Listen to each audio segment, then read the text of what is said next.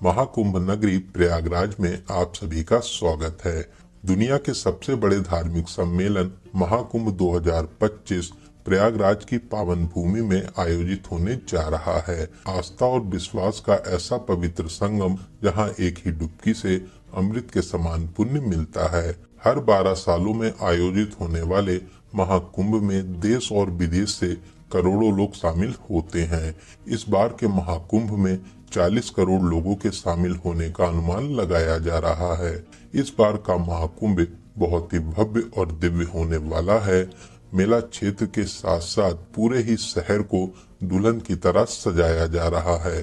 जगह जगह पार्क, विशाल प्रतिमाएं और पक्के घाटों का निर्माण किया जा रहा है। 13 जनवरी से 26 फरवरी तक 45 दिनों का ये महाकुंभ लोगों की आस्था का संगम रहेगा। कुंभ में शाही स्नान का विशेष महत्व माना जाता है। शाही स्नान के दिन स्नान करने से सभी पापों से मुक्त होकर मोक्ष की प्राप्ति होती है।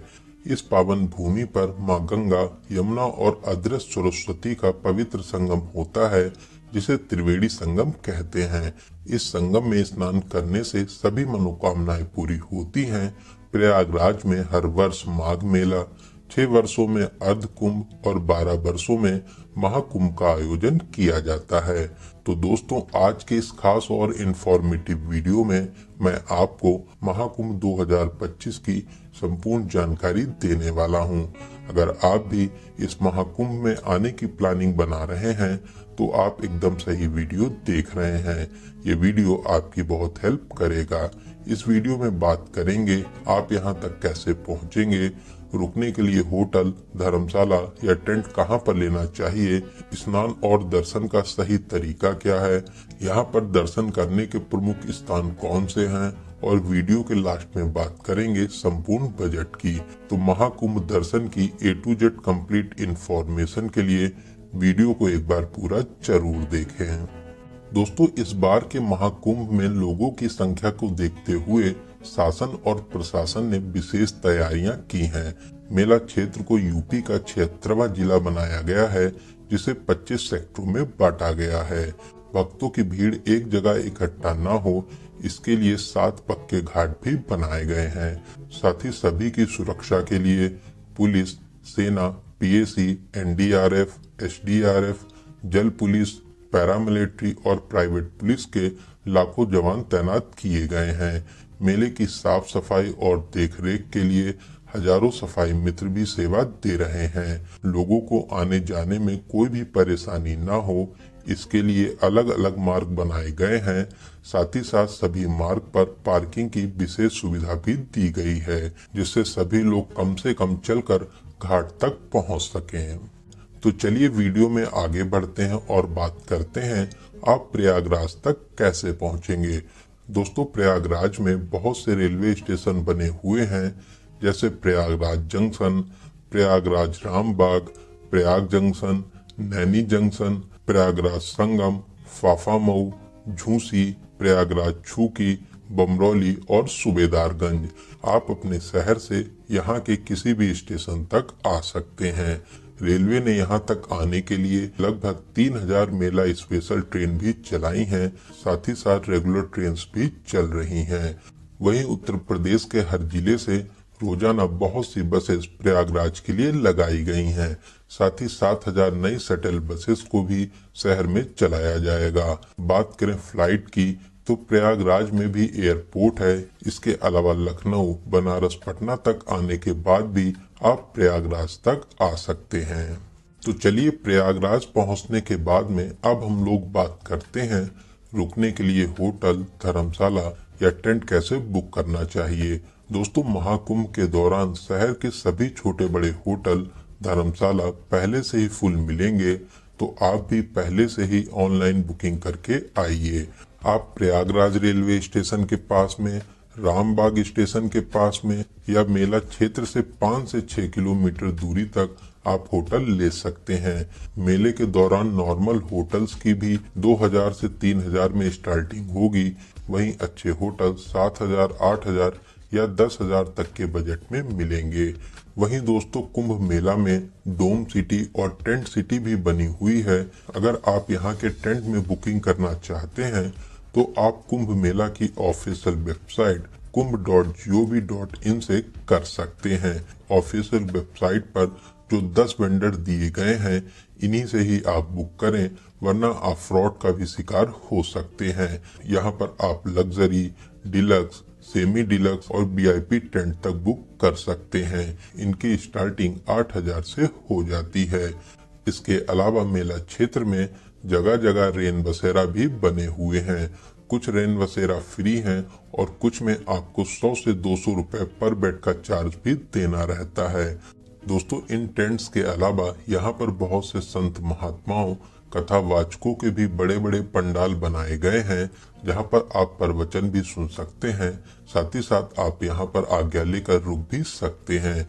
इसके अलावा सभी रेलवे स्टेशन के बाहर बड़े बड़े टेंट भी लगाए गए हैं, जहाँ पर आप फ्री में रुक सकते हैं।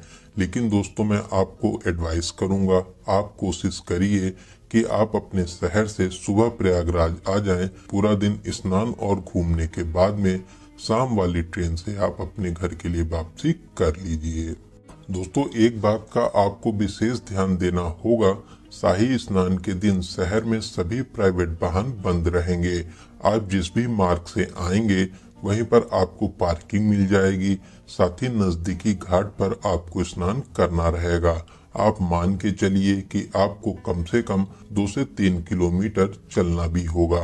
नॉर्मल डेज में रेलवे स्टेशन या बस स्टैंड से ऑटो या ई रिक्शा में 20 से 30 रुपए का किराया देकर आप न्यू नैनी ब्रिज, बहराना या चुंगी तक आ जाएंगे। फिर आप 1 से 2 किलोमीटर चलकर मुख्य मेला क्षेत्र में आकर बड़े हनुमान मंदिर किले के पास में आकर स्नान कर सकते हैं। तो चलिए दोस्तों, अब हम लोग बात करते हैं यहाँ पर स्नान करने का सही तरीका क्या है।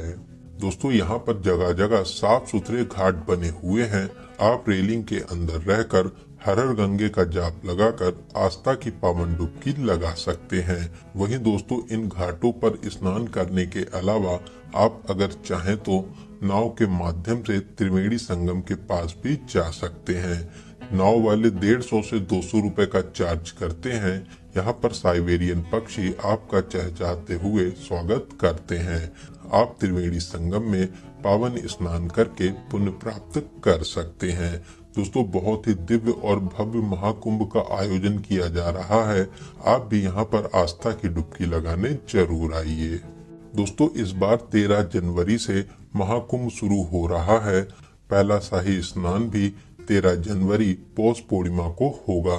फिर उसके बाद 14 जनवरी मकर संक्रांति, 29 जनवरी मौनी अमावस्या, 3 फरवरी बसंत पंचमी, 12 फरवरी माघी पूर्णिमा और फिर 26 फरवरी को महाशिवरात्रि के दिन अंतिम शाही स्नान रहेगा। इसी दिन के बाद से फिर महाकुंभ की समाप्ति भी हो जाएगी। दोस्तों, क्या आप जानते हैं इस कुंभ की शुरुआत कैसे हुई? शास्त्रों के अनुसार दुर्वासा महर्षि के श्राप से देवता कमजोर होने लगे।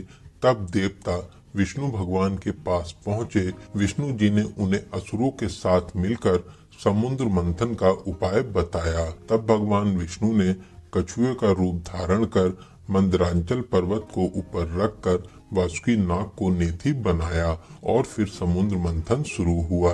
समुद्र मंथन से अमृत कुंभ निकला। अमृत कुंभ के लिए 12 दिनों तक राक्षसों और देवताओं के बीच भयंकर संग्राम हुआ। इसी बीच अमृत की 4 बूंदे पृथ्वी पर आ गिरी।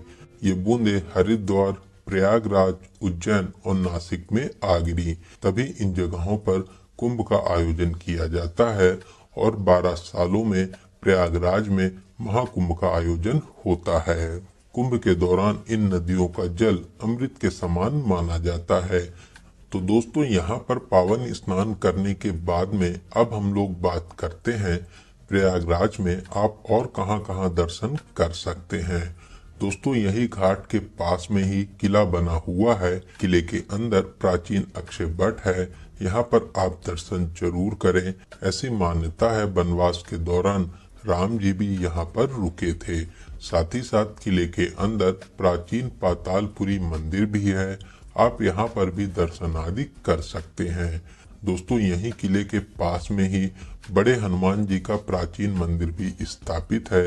यहाँ पर हनुमान जी लेटे हुए हैं। मान्यताओं के अनुसार जब हनुमान जी संजीवनी बूटी लेकर आ रहे थे तब भरत जी ने असुर समझकर हनुमान जी पर बाण चलाया था, जिससे हनुमान जी यहीं पर गिरे थे। दोस्तों बहुत ही दिव्य और अलौकिक मंदिर है। यहाँ पर दर्शन करने से सभी मनोकामनाएं पूरी होती हैं। दोस्तों यहाँ से कुछ ही दूरी पर श्री आदि शंकर विमान मंडपम मंदिर भी स्थापित है, जिसे नौलखा मंदिर कहते हैं। द्रविड़ शैली में बना ये बहुत ही प्यारा मंदिर है। यहाँ पर भगवान विष्णु बालाजी के रूप में विराजमान है। साथ ही साथ मंदिर के ऊपर भाग में विशाल शिवलिंग भी स्थापित है। यहाँ पर दर्शन करके आपको बहुत ही अच्छा लगेगा। दोस्तों इन मंदिरों के अलावा सभी प्रमुख स्थान दूर दूर हैं, तो आप यहाँ पर ई रिक्शा या ऑटो बुक कर सकते हैं। ई रिक्शा और ऑटो वाले आपसे 1000 से 1500 रुपए का चार्ज करते हैं। 3 से 4 घंटे में 6 से 7 प्लेसेस को कवर करा देते हैं। तो चलिए सबसे पहले हम लोग चलेंगे मनकामेश्वर, जो न्यू नैनी ब्रिज के पास में स्थित है। दोस्तों यहाँ पर आप शिव जी के बहुत ही अलौकिक रूप के दर्शन प्राप्त कर सकते हैं। बहुत ही अलौकिक और दिव्य स्थान है। सभी भक्त यहाँ पर दर्शन करने जरूर आते हैं। तो चलिए नैनी ब्रिज को पार करते हुए अब हम लोग चलेंगे अरेल घाट के पास में बहुत ही प्यारा शिवालय पार्क बना हुआ है। दोस्तों इस शिवालय पार्क बहुत ही शानदार बना हुआ है। यहाँ पर 4 धाम और 12 ज्योतिर्लिंग मंदिरों को वेस्ट मटेरियल से बनाया गया है। साथ ही साथ यहाँ पर बच्चों के लिए बोटिंग करने का भी ऑप्शन रहता है। नॉर्मल डेज में 50 रुपए और संडे सैटरडे और छुट्टियों के दिन 100 रुपए का टिकट भी लगता है।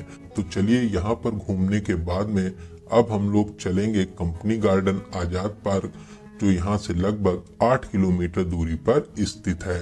दोस्तों ये वही पार्क है जहाँ पर हमारे महान क्रांतिकारी चंद्रशेखर आजाद जी ने अंग्रेजों से लड़ते हुए अपनी पिस्तौल की अंतिम गोली खुद को मार ली थी। अंग्रेज उनको जीवन में कभी भी पकड़ नहीं सके। दोस्तों पार्क बच्चों के लिए बेस्ट पिकनिक स्पॉट है। साथ ही साथ यहाँ पर बहुत से झूले भी लगे हुए हैं। तो चलिए यहाँ पर घूमने के बाद में अब हम लोग चलेंगे भरद्वाज पार्क और आश्रम, जो यहाँ से कुछ ही दूरी पर स्थित है। दोस्तों यहाँ पर ऋषि भरद्वाज जी की विशाल प्रतिमा स्थापित है। साथ ही साथ पार्क को भी बहुत ही प्यारा बनाया गया है। फोटो शूट के लिए ये बेस्ट प्लेस रहता है। तो यहाँ पर आप अपनी यादों के लिए प्यारी प्यारी फोटो शूट भी करा सकते हैं। वहीं यहाँ से कुछ ही दूरी पर आनंद भवन भी है, आप वहाँ पर भी घूमने जा सकते हैं। तो यहाँ पर घूमने के बाद में अब हम लोग फिर से मेला क्षेत्र के पास आ जाएंगे और अब हम लोग चलेंगे अलोपी माता मंदिर, जो यहाँ से मात्र 200 मीटर दूरी पर ही स्थित है। दोस्तों ये बहुत ही प्राचीन मंदिर है, जो माता सती के 51 शक्ति पीठों में से एक है। यहाँ पर दर्शन करने के विशेष महत्व माने जाते हैं। आप मंदिर में प्रवेश कर माता रानी के अद्भुत रूप के दर्शन कर आशीर्वाद प्राप्त कर सकते हैं। तो यहाँ पर दर्शन करने के बाद में अब हम लोग चलेंगे नागवासुकी मंदिर, जो यहाँ से लगभग 2 किलोमीटर दूरी पर स्थित है। दोस्तों ये प्रयागराज के प्रमुख मंदिरों में से एक है। यहाँ पर भगवान नागवासुकी विराजमान है। नागवासुकी जी ने समुद्र मंथन पर नेति अर्थात रस्सी की भूमिका निभाई थी। तो आप यहाँ पर दर्शन करने जरूर आएं। दोस्तों यहाँ से कुछ ही दूरी पर प्राचीन वेणी माधव मंदिर भी स्थापित है। वेणी माधव जी को मेला क्षेत्र का रक्षक और प्रयागराज का मुख्य देवता माना जाता है। आप अपनी लिस्ट में इस मंदिर को जरूर शामिल करें। तो दोस्तों इन सभी प्रमुख मंदिरों में दर्शन करने के बाद में आप शाम वाली ट्रेन या अगले दिन अपने घर के लिए वापसी भी कर सकते हैं। तो चलिए दोस्तों अब हम लोग बात करते हैं सबसे जरूरी क्वेश्चन बजट का। कितने बजट में आप इस पावन यात्रा को पूरा कर लेंगे। दोस्तों अगर आप 2 लोग हैं और आप सेम डे आकर अपने घर के लिए वापसी कर लेते हैं, तो आप मान के चलिए कि 3000 से 4000 प्लस ट्रेन टिकट, इतने बजट में आप इस पावन यात्रा को पूरा कर लेंगे। वहीं अगर आप यहाँ पर एक नाइट का स्टे करते हैं, तो फिर आप मान के चलिए कि 3 से 4000 रुपए प्लस होटल का किराया प्लस ट्रेन टिकट, इतने बजट में आप बहुत ही अच्छे तरीके से इस पावन यात्रा को पूरा कर लेंगे। तो दोस्तों, यहाँ पर मैंने आपको महाकुंभ मेले से रिलेटेड हर एक छोटी बड़ी जानकारी को बहुत ही अच्छे और सही से देने की पूरी कोशिश की है। अगर फिर भी आपके कोई क्वेश्चन रह जाते हैं तो आप हमें कमेंट के माध्यम से पूछ सकते हैं। दोस्तों, आपको ये वीडियो कैसा लगा और आप इस वीडियो को कहां से देख रहे हैं, कमेंट बॉक्स में जरूर बताइएगा। अगर आपको वीडियो की जानकारी हेल्पफुल लगी हो तो अपने एक लाइक से हमें मोटिवेट जरूर करें। साथ ही साथ अपने सभी फ्रेंड्स और रिलेटिव में जरूर से जरूर शेयर करें। वहीं दोस्तों, अगर अभी तक आप हमारी फैमिली यात्रा मित्र से नहीं जुड़े हैं तो प्लीज चैनल को सब्सक्राइब जरूर करें। साथ ही साथ बेल आइकन प्रेस करने के बाद में ऑल नोटिफिकेशन को जरूर क्लिक करें, जिससे भविष्य में आने वाले महाकुंभ मेले के वीडियोस और साथ ही साथ अदर प्लेसेस के वीडियो आसानी से मिल सके। तो चलिए दोस्तों, अब मिलते हैं किसी ऐसे इंफॉर्मेटिव वीडियोस में। तब तक आप अपना और अपने परिवार का बहुत ज्यादा ख्याल रखें। आपकी यात्रा सफल, सुगम और मंगलमय हो। जय हिंद, जय भारत, हर हर गंगे।